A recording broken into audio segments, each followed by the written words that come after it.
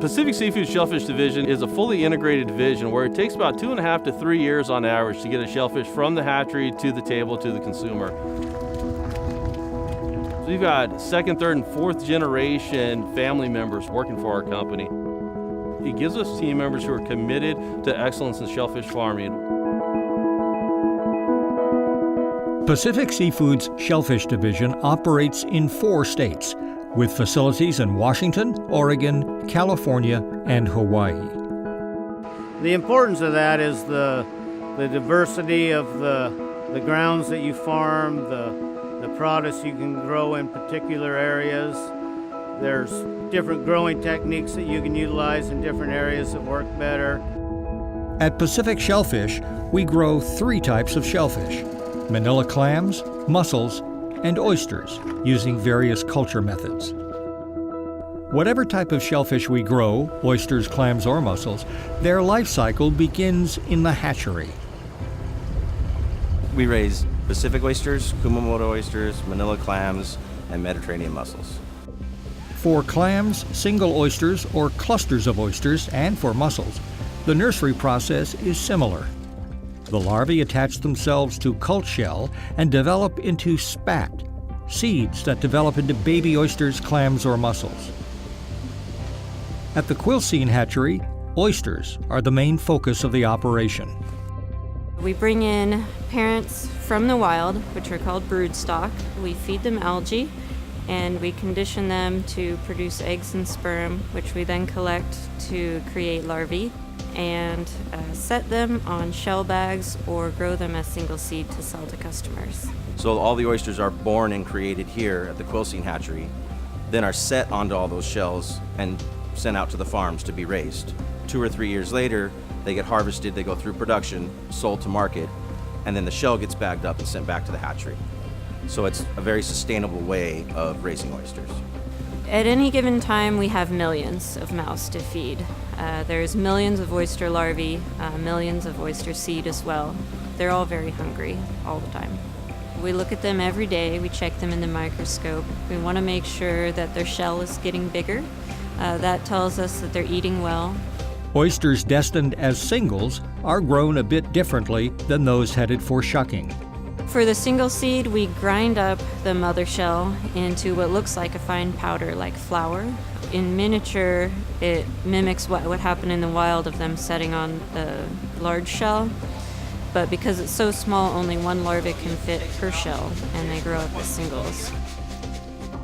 For mussels at this larval stage, the process does not involve the use of shells. Those attach to mussel rope when they go through their metamorphosis. The oyster raising process is very sustainable. Shellfish clean the water. Once they're in the wild, they require very little input from humans, no fertilizers, no watering. Sustainable and grown the way nature intended, with no interference from us. The process in which we raise oysters is a non-GMO way, right? There's no anything genetically taken from any kind of other animal and put into the oysters that we raise, or the clams or the mussels. It's a very rewarding job getting to watch things grow.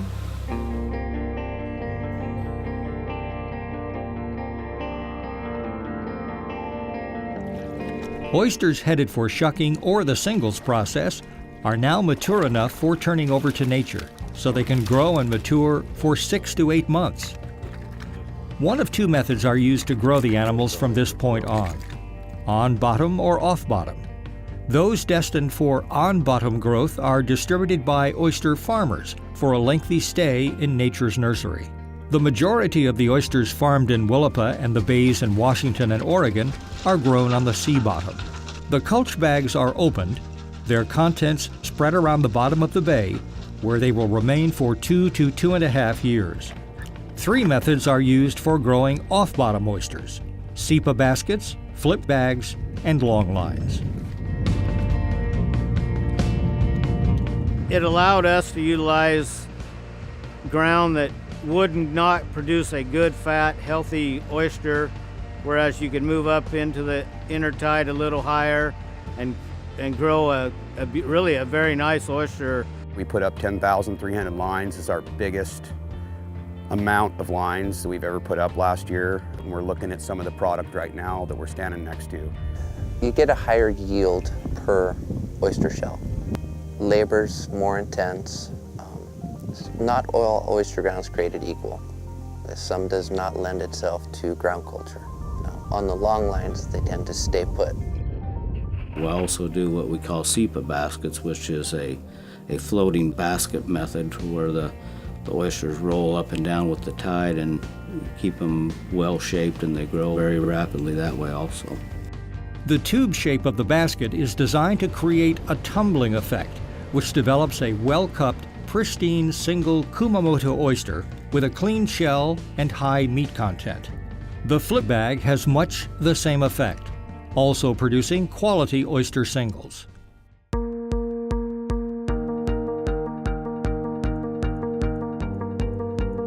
Our new dredges is a new implement, all the new aluminum dredges we got. You can come out here in any weather, blowing 60 miles an hour, doesn't matter. 4 foot, 6 foot, 8 foot seas, it doesn't matter. Just come out here and dredge your load and feel safe. The newer dredges, they're bigger, they're faster, they're more efficient as far as fuel consumption. It allows you to get on your beds at different times. All right. Drawing a mere 12 to 18 inches of water, a one-of-a-kind, lightweight aluminum harvester for high tide harvesting of off-bottom oysters has been developed by Pacific Seafood. For some on-bottom harvesting, we use an improved dredging method.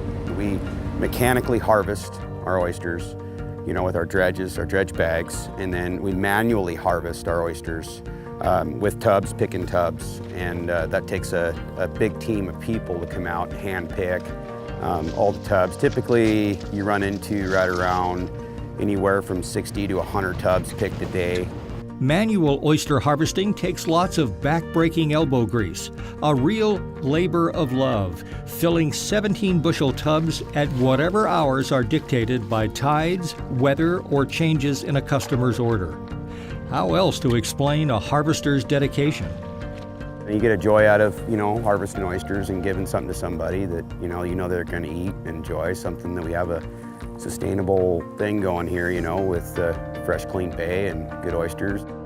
For 30 straight days of rain, different wind storms and whatnot, 60, 70 mile an hour winds that our team members go out and put themselves out there, but it's because they enjoy the company and they enjoy oyster farming. They need to care about what we're doing because of the heart and soul that's put into the product.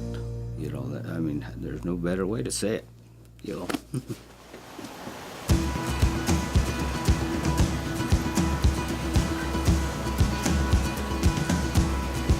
One of the ways we ensure the freshest possible shellfish is with continual icing from the first moments after harvesting until they are delivered to our processing facility. Ice and chilled water are utilized throughout processing. Our shellfish are harvested, shipped to processing, and ready for customers to eat as quickly as possible. And that means we consistently deliver the highest quality, freshest seafood available on the market today. For non-single oysters, hand shuckers are the first stop in the process of getting the oysters prepared for shipping to the customer. Oysters go from shucking operation into the packing operation, where they're washed and packed in the appropriate container based on their size. They are then shipped to markets all over the country.